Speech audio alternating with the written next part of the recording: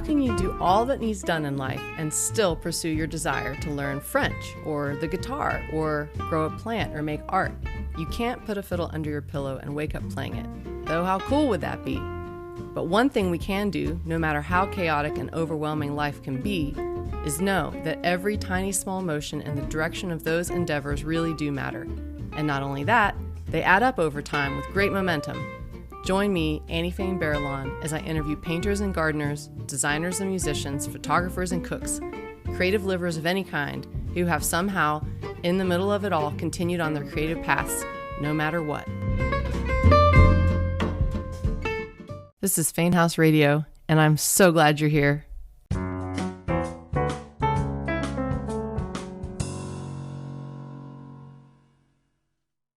My name is Georgia, and I live in Asheville, North Carolina.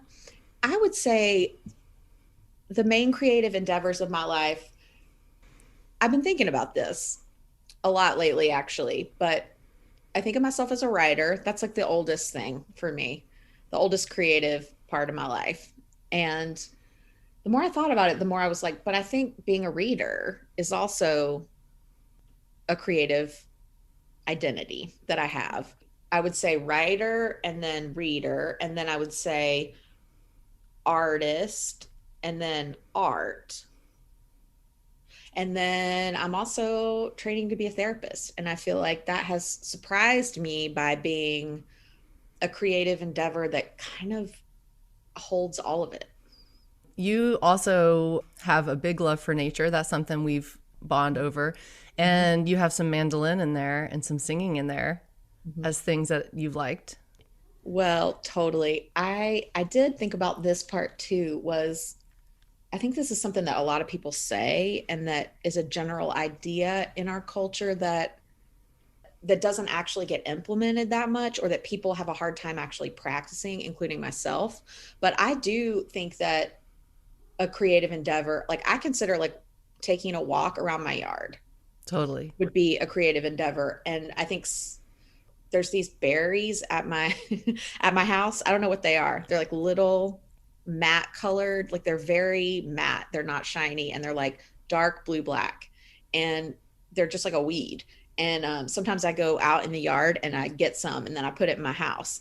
And I think on like Goop and like Martha Stewart and all that stuff, like I think that's a common idea of like just have these little ways of being creative or artistic. But I do think that's real, and I think it's a real challenge to actually change our thinking, to think about it that way. Like when I go in the walk around my yard, if I have a certain quality of attention and a certain presence in my body with an experience, then that I think very much that is a creative thing. Yeah. So it's like point of view of how you can see everything in a way, including your clothes that you choose, and going camping and looking at the sunset, etc., cooking. Totally, because, and I think that's related to the idea of like, I don't really see myself as a writer apart from reading what other people write. I mean, we've talked about this a lot. There's me trying to make paintings, but then there's also like all the paintings I love, or like all the art I love. And I feel like those things aren't separate. So it's like, and it's the same with like walking around the yard or like going camping. Like that's not really separate from the experience of being a creative person. We first met at Penland School of Crafts, and it was awesome and it was amazing. And we were both there for book arts, so handmade books, handmade paper, and all that stuff. Time passed, and then you studied more like encaustic, et cetera, et cetera. And then I ended up doing more painting. Not that books went away. And then we've had a few shows together with like art on the wall for sale and that kind of thing. And then, we're talking about the mandolin or reading other people's work or strumming on instruments together. What do you think about the difference between putting something on the wall and, I mean, just in your life, why some things go on the wall and like, yeah, let's have a show. And then why some things were like, no, it's just, I feel good doing it and I don't need to go on a stage or go. Do you feel like that our own I mean, I think that's really at the heart of a lot of this. it's really hard to talk about this without talking about capitalism. And that we don't want to spend your we don't want to spend the whole podcast talking about that. And also, like, I'm not a political scientist, so like I don't, or an economist or whatever. I think our culture, where to be a real artist means you get paid to do that. And I am very supportive of people making a living from their art. It fills me with joy that people would be able to do that. And I think part of the division between what goes on the wall and what's just for us, I think a lot of that has to do with how we're taught in our culture to think about what has value, or what has worth. And it's like, I don't even think I don't even know that I would call myself anti-capitalist, because I don't even know. I don't know. I don't know what will work. But what I do think is that part of our job, I'd say part of my job as an artist or a creative person, has been to learn to think differently about what is enough. That's part of why I feel like kind of like obsessed with minimalism, right? I'm not a Yeah. minimalist, but I feel obsessed with it because I feel like it's very bold and revolutionary to be like, no, I don't need all the stuff you're telling me I need. This is enough. And I feel like there's an artistic component there's a part of that in my process of becoming an artist. So like, I guess I think ideally there's not really a difference. I think there is one in the sense that it's okay to make a living from your art and to do what you need to do that. But I feel like retraining ourselves to realize that when we have, like when I hang something up on the wall, like there's so much that went into that. For a long time, I think I had a fantasy that I would just like make this art, like I would just make this body of work. But I think now I think of it as like all of those small moments add up to that. And really, when I think about it in like a Buddhist perspective, it's not different. It's not different than like when you have 10 minutes of your time and you scribble on a paper and then you end up throwing it away. Like it's easy to pay lip service to this, but I truly think it's true, which is like that's part of it. Yeah, Like that's totally. part of how anything ends up on the wall. But we're not taught, and the point of the whole capitalistic culture thing is we're not taught that. Like people give lip service to like process over product, but we don't really Yeah. we're not really encouraged to think that way. We're encouraged to think about product.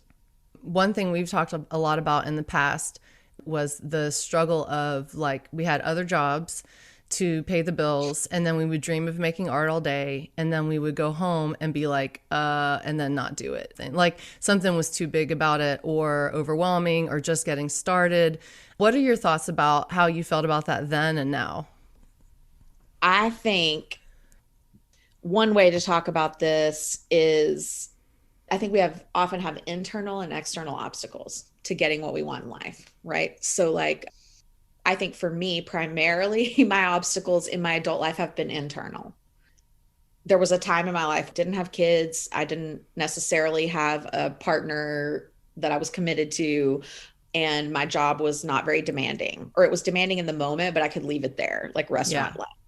But I think I had a lot of internal obstacles. And that's like a whole nother podcast is like, what are those? Like, why is it hard sometimes? But I think now you and I've talked about how like we both have a lot of external obstacles, like a full-time job, being in school, having kids, supporting your family. Somebody has to make dinner, just the reality of life. I do think part of it, this is kind of what I said before, but I do think part of it has been changing the way I think about creativity and changing the way I think about what is good enough or what Yeah. is enough. So like I have 30 minutes of time a week alone in my house. 30 minutes a week. It's every Friday morning from 8 to 8:30 when my partner takes our kids back to their mom's house.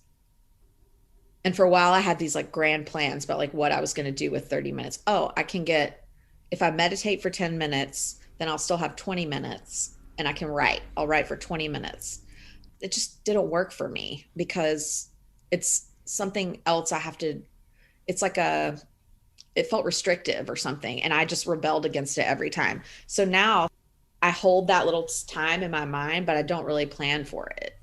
but I've decided to start thinking about those moments as part of the whole process. So like, for example, sometimes I just pick a song and then I listen to it. And sometimes I move around, but I wouldn't even say like I dance, because then it would be like, well, I have to dance every Friday morning at Totally. 8. And then I would be like, I'm not doing that. Uh, but I do think just the sound of my voice in the empty house, I'm just like, it sounds, sometimes I give myself chills. I'll just sing a little bit, but it's not because my voice is good. It's because like, it's just life energy, a moment of life energy. And I do think that's what I mean when I'm like, I've had to think differently about creativity. It's like, instead of a product, it's like life energy that I can either follow or not follow, but doesn't have much to do with what I make out of it. It's almost like, in a way, those little things that plain and simply just make us feel good Mm-hmm. are totally worthy, and Mm-hmm. that good feeling helps us kind of relax and see better. And then one day when we do have those more than a half an hour to make art, it's been built up, our resilience has been built up, or our good feelings, or whatever. I know self-care gets thrown around as a term all the time, and we know that's important, but I like the idea of you singing in the house for a split minute being part of the whole creative process, because it's all part of feeling good. And when we feel good, we can like see more clearly and create more clearly. Yes, I really truly believe it counts, but I don't think that belief didn't come naturally to me. I had to work at it to realize that I felt like I was starving, because I was like, oh, I'm gonna make, like, I remember going to the Moment in New York City and seeing one of my favorite artists, Cy Twombly, his seasons paintings, right? Like, I don't remember how tall they really are. When I think of them as like taller than a house. I don't think they're really that tall. And they're just like covered in paint. And I remember being like, I want to make that. But meanwhile, I was like starving because I can't do, that's not possible. Like, that's impossible. So I just felt, yeah. So these little moments actually start to add up, like the little moments of like creative energy. I think about it like, one more metaphor would be like, now that I'm in grad school, I have to write papers. So when I have a paper to write, sometimes I'll go to the like online research library and I'll just dig around, right? Like, kind of digging around, and I'll make notes. I'll read like, never whole articles, but I'll just read like synopses or like little snippets. And for a while I felt guilty. Like, I was like, oh, I'm not really working. That's not enough. Like, now I need to do it. But I was worried that I was procrastinating. But I've started to rethink that, because I think all of those like little notes that I make during that process are part of the process of Yeah. figuring out what I'm thinking and stuff. So I think it's the same with like, if you drive to the bank and you have 15 minutes and you catch a tiny bit of somebody on fresh air, it sparks something in you. Like, you don't have Yeah. to hold on to that or make anything out of it for it to be, maybe it'll influence your work directly, but maybe we know it probably will indirectly. So it's almost some theme of what you're saying is like the practicing of not judging ourselves, even in the tiny moments or any moment. Yes. And also actively being like, this is good enough. Like, Yeah. this is good enough for today. Recognizing that, like, if you're building a business as an artist, eventually you might need to make bigger steps than that. But knowing that, like, real, there's no real evidence that like people just take big steps. Like, that's not really how it seems to work. Yeah. No matter how it looks on the other side of social media, etc. Oh man. Yeah. Well, a Yeah. little connected to this is when you do feel stuck, whether emotionally, personally, or creatively, what do you do to get yourself unstuck? Oh, I mean, I've felt stuck so much. That's a familiar feeling. I think, like, I remember coming to visit you in France when Jules was born, Yeah. like your older son. He was 6 months old. And I remember I brought you like a Lee Smith novel because I didn't understand yet. Well, I was very thankful for it. Well, I'm sure you were, because you're a generous person. But what I didn't understand yet that like, that's not what you can really manage when you have a 6-month old baby. Like, you're not really going to be like, I'm just going to read this 400-page novel with very dense language.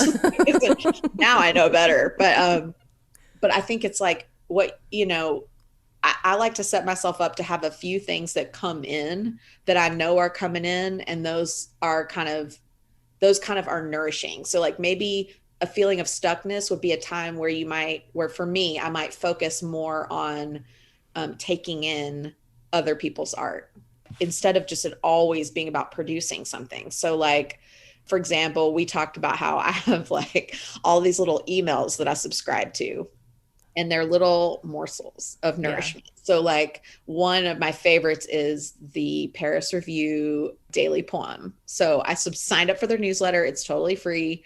And they send me a poem a day.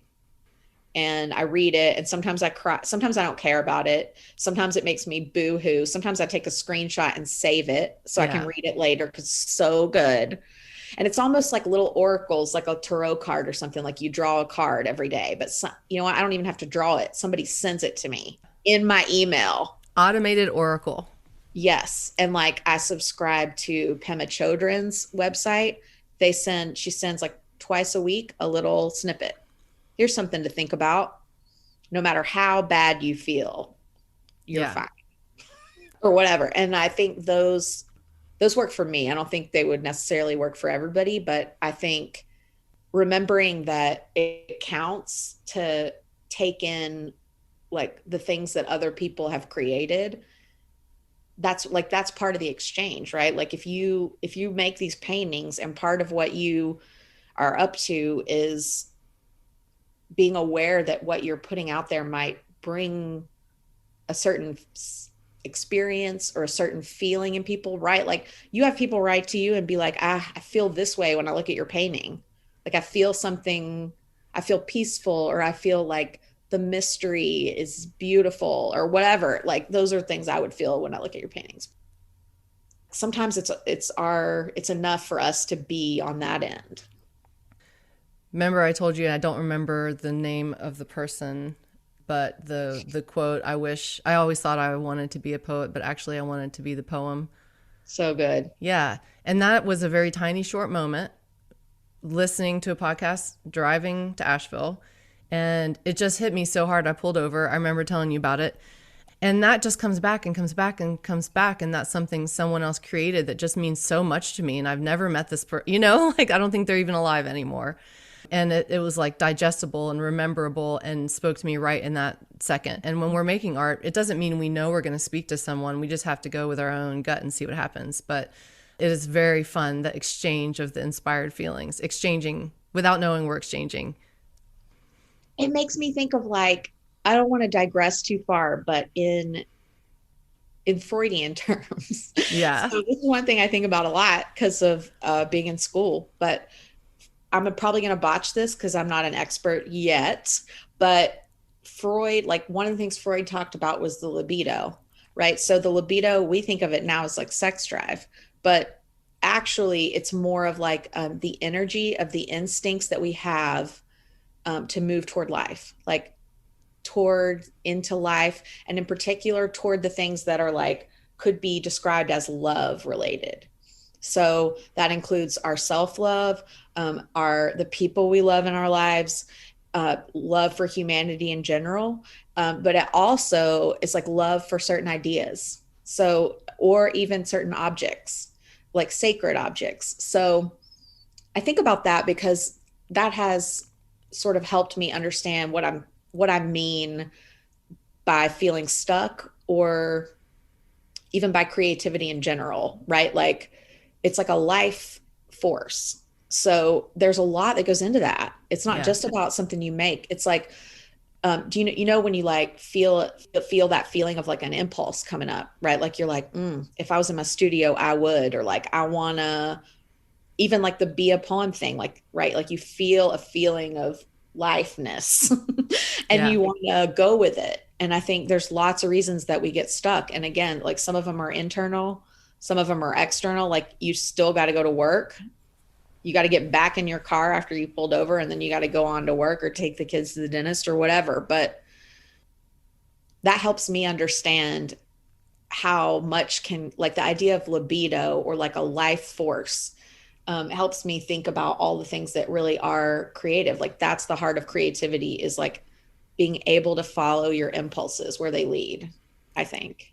It reminds me of like every spring we talk about how like the spring or the summer is so beautiful and we wish we could just be in it, and then we feel almost like pressure to enjoy it to its ultimate, and then it's so hard, but there's this feeling of like we want to kind of swim in it or dive in it or like be in it. That's not the same as like watching it and being like, oh, it's a nice day. And how what to do with that, that's kind of connected to the feeling you're talking about. Yes. I mean, I think that's it. There's like these, you walk out, it's spring, like the mountains, like the sounds of the birds, like you said, and then you're like, what am I going to do with this? Right. Like, what do I do? And it's like, you kind of have to learn to just like Yeah. let it, right? Like sometimes you will do something with it, like make a garden or make a painting or or take a picture or whatever. But like, that's just life force of like, yeah, like I want to be this poem. I will say that, on a more practical note, one of the things that I love to do when I feel stuck is purge. One of the most creative things I think I ever did in my life was KonMari my apartment. And I know there's people have a lot to say about KonMari and like, Marie Kondo and all that stuff. But for me, it was like profoundly creative, I thought, Yeah. to really, it just produced, like it just brought up all these feelings of like boldness, and it made me feel more attentive and more like interested in my stuff. It made me remember, it made me feel a rush of energy to like to think that I didn't have to like keep this tablecloth. So I do think that's something that I do regularly when I feel like stuck, is when it feels too like kind of heavy or dense to like make something. It's like getting rid of stuff really helps for me. Yeah, I've benefited from some of those purges you're talking about. I have that tablecloth you're talking about still. We use it for picnics, just so you know. You know, you already know. Part of what I'm so curious about in talking to people is the idea of all the small bits matter, and then also how do we, we're adults and we have life and responsibilities, and how do we keep creating no matter what? How do we create in the middle of the chaos, basically? Do you have some tips or tricks? Because I know it's challenging for every human. Like humans we love having our hands in things, and then sometimes we get squashed by, like you're saying, there's school and kids and all these things. Yeah. Shifting our idea of what counts is a big part of that, I think. I think on a more sort of like steps to take perspective, I mean, I think about what you've done. If you are in a position to be able to in any way overlap your creative life with a feeling of jobness, I think that helps. So I just say that to point out, like, I really am inspired by what you've done, to be like, I'm gonna, like, slowly over time you've done a lot of steps to like make it possible for yourself, and it took a long time. You had to build a studio, you had to, like, there were just, but that takes a long time. Like it wasn't like you just did it all in a month or even a year or even 5 years or even 10 years. One thing that's helped me feel more creatively fulfilled is to begin to start a career that feels creative in nature. I think that's what helped me feel like there are creative opportunities in the rest of my life. However, I would say, that said, one of my favorite authors, George Saunders, he talks a lot about like how he wrote medical textbooks for years, right? That was his job, his 9 to 5 job. And he loved it and he preferred it that way because there was a separation of church and state, so to Yeah, speak. totally. Like his time was his own. Like his creative time was belonged to nobody else, even in his mind. So I think there's a lot to be said. I don't really have a great answer other than changing how I thought about creative acts. but I guess I brought up the other aspect because if you have a certain thing in mind that you want to make, then there will have to be time put aside for that. And I know how hard that can be. Yeah, like you feel called and then it's a project that's going to take hours and you like fall in love with it and you wish so badly to be have the time and space to be obsessed with it and finish it and be into it and not talk and not be interrupted and everything. And with life with kids, sometimes it can work. We can organize things, and sometimes not as much, especially pandemic moments. But it's such a cool feeling. I love that feeling. And one thing that's been painful for me in trying to like get comfortable with kids and family life was just that there were always people around all the time. And so I'm still working on that. But yeah, it's almost like we've both had to go from, it's like we had to learn. We go from the single life to family life, and we just have to learn how. We just have to learn how. We just have to learn how. And we Yeah. also like, yes, I think practically speaking, like I was talking to a person in my life recently about this. One of the things that's helped me is to quit drinking. Because what it allows me to do, I go to bed when the kids go to bed. So I go to bed sometimes at 8:30, and I'll wake up as early as like 4:45 or 5, because then I've got maybe 2 solid hours before the kids get up. And that truly is helpful. And this other person I brought up because she's in getting her doctorate. And so, but she has 2 kids and like a thriving psychotherapy practice and a husband and like other stuff. And she does that. No, And I that's, don't think everybody has to quit drinking to do that. I did. yeah. Well, Because things like that take space. And so it's sort of like, which space are we choosing, kind of, you know? yes, I think that's a really good way to think about it. Like, there's a neuroscientist named Sam Harris. He's awesome. And he has like a meditation app that I use that costs money, but if you email him, he'll give it to you for free. But he talks about how one of the things that we like to say in our culture these days is how time is more valuable than money, right? Yeah. So it's like your time is the most valuable resource you have. And he had this whole podcast where he was like, no, it's not time, because time will pass no matter what you're doing. If I'm like watching TV, which I'm not against, by the way, but if I'm watching TV or cooking or like no matter what I'm doing, the time is going to pass. But what our true most valuable resource is like attention. So, like, what do we spend our attention on? Because that's something that we have a control over, but we don't really have control over time passing. The way you said it was really good too, was like it takes up space, or like it takes up my attention. It takes up this valuable resource that I just didn't. Yeah, it took too much. Well, I'm curious your thoughts, especially in your studies right now in becoming a therapist and all of that exciting stuff. What are your thoughts about creativity and mental health? I kind of think, for me personally, and I don't think this is at all, I think this is particular to me, and I wouldn't ever claim that any other member of the psychotherapeutic community would ever think this. But I kind of feel like art is what we heal for. I just think there's nothing better. But myself have had a lot of obstacles, primarily internal, to living creatively and to creating the things that I want.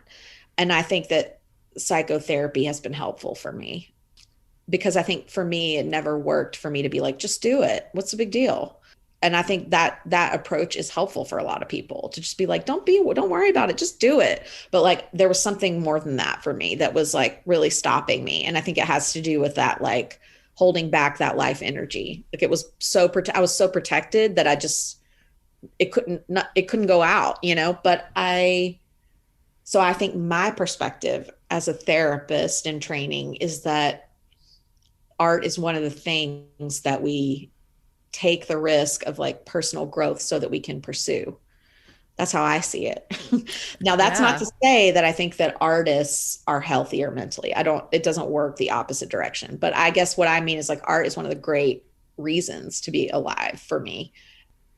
I can consider a lot to be encapsulated when I say art. But I think art is like a way we give meaning to our lives. It's a way we like express that meaning and understand it. And we even express like our fear that there is no meaning from through that. And Right. it can hold everything. It can hold everything. Like it's just the best thing because it holds it's everything. It holds everything. It allows for everything. I do think that there are a lot of therapists who would also say that art is one of the ways that we heal. So it I could think that's be the probably, chicken or the egg or yeah. a loop or something. I think I don't know that there's two camps. I just made that up. But I think that my camp is um is because it's probably closer to my experience is that we have internal obstacles that have to do with our upbringing, our genetics, our environment, our culture, like everything, you know, all the stuff that combines to create our lives. Like all of that turns into some internal obstacles to like really like really following our impulses, like our Right. life force impulses. So for me, like art was a real motivator. The share like the sharing of art, sending it out and then also being able to receive it. Like I think that was a motivator for me, and to understand myself better. But I do think that a lot of people do that through art. Like I Yeah. don't think you have to go to therapy to do that, but therapy has been helpful for me to understand what's in the way of me getting what I want. You know, one thing that we both admit that we really like in terms of getting ourselves inspired, like we're talking about when we're stuck and getting unstuck. One thing that helps me is to be like, okay, I have a cup. It's my little inspiration cup and it needs filling up. And it's so fun, right? It could be all different kinds of things.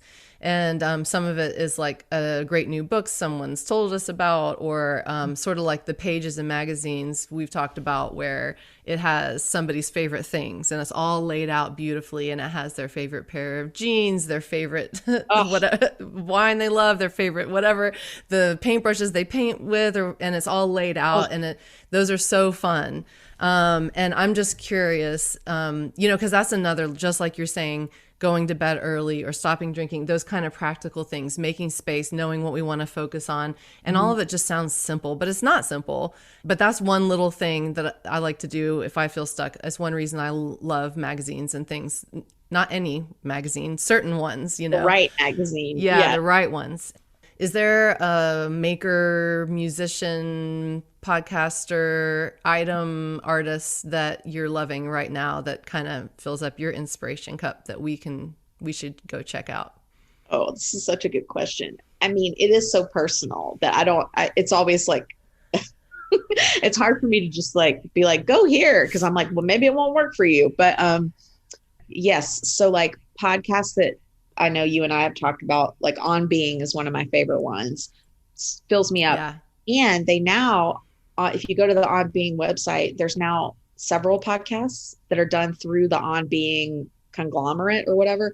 There's On Being, but then there's also one called Becoming Wise. And those are shorter because not everybody can have an hour to listen. They're like usually 5 to 10 minutes. And it'll be like Brene Brown has a few things to say. Alain de Botton has a few things to say. And there's shorter versions. So that's Nice. really helpful. There's also a podcast on that same site through On Being called This Movie Changed Me. It's fantastic. It's just people talking about movies they like.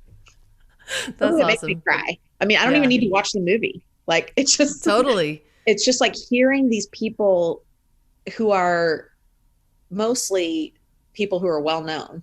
They're like thinkers or makers or like social activists or whatever. And like just them being like, I watched this Steve Carell movie and it made me cry and I loved it. It's just really, it helps keep that idea going that like the life force can just move through you and then go right on. Like you don't Yeah. have to figure everything out every time. Anyway, that I also, like I said, I subscribe to a lot of emails. I subscribe to the Daily Poem emails. I subscribe to Pema Chodron's email.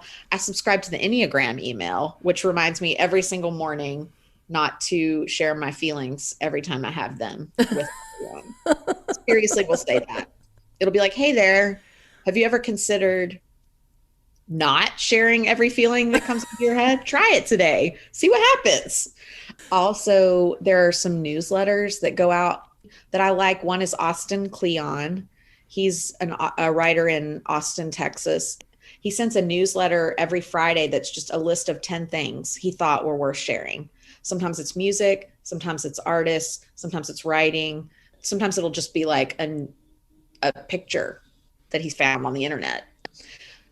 But I'll just click right through those. I mean, it'll take me like 3 minutes and I feel like, oh, the world. Another one is Laura Olin, I think is her name. I can never remember because she doesn't put it in an obvious place. But Laura Olin, she's a writer and artist.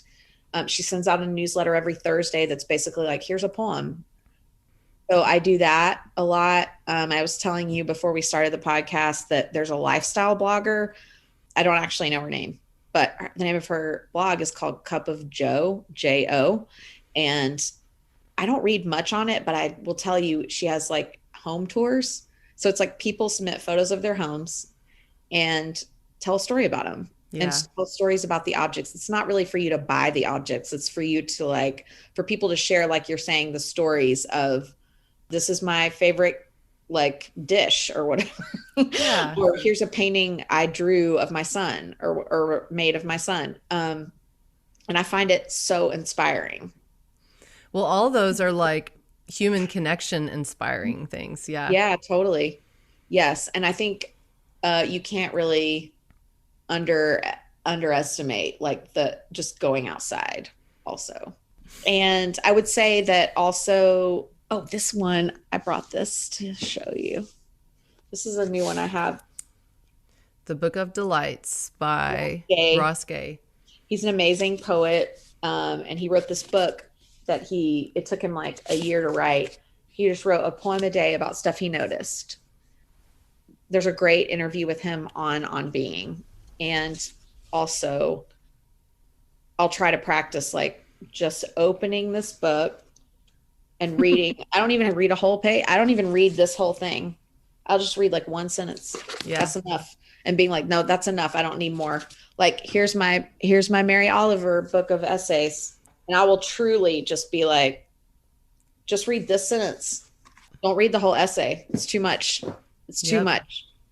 So you agree that the little bits matter?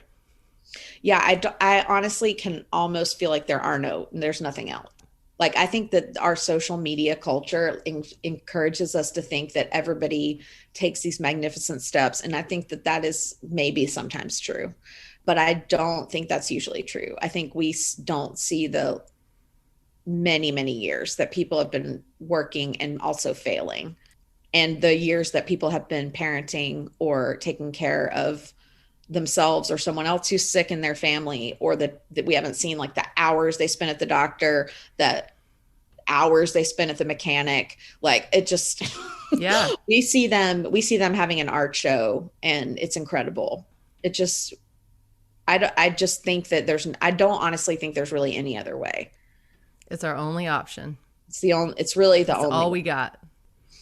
Well, you already know, I love talking to you because we can talk for hours, and we have talked. It would be cool to know how many hours we've actually talked in our lives together. Maybe they make an app for that.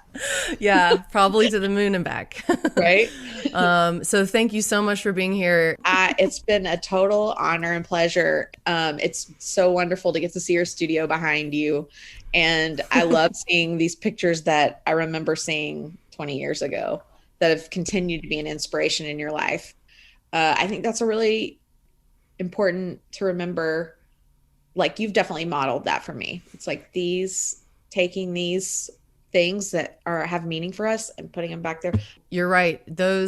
We all have different talismans or touchstones that just make us feel good, that we should surround ourselves with, whether being minimal or not. And yeah, you're totally right. They're right there. I've been carrying those images around for years, and they make me feel so good. I love them. Yep. So, well, until next time. Thanks for chatting with me. Yes, ma'am. Thank you.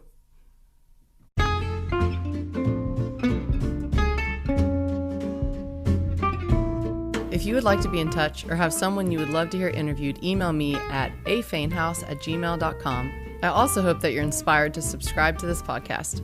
New episodes come out every Tuesday. If you would like to watch these interviews in video form and are curious about the happenings of my little business called Fain House, where I paint and make art prints and gift cards for my watercolor originals, I'd love for you to sign up for my email list. When you do, you'll get a coupon for 10% off a one-time purchase in my Etsy shop and first dibs on my annual limited edition calendar printing. You'll also be granted access to our free private Facebook group, which is the one spot you can watch these interviews.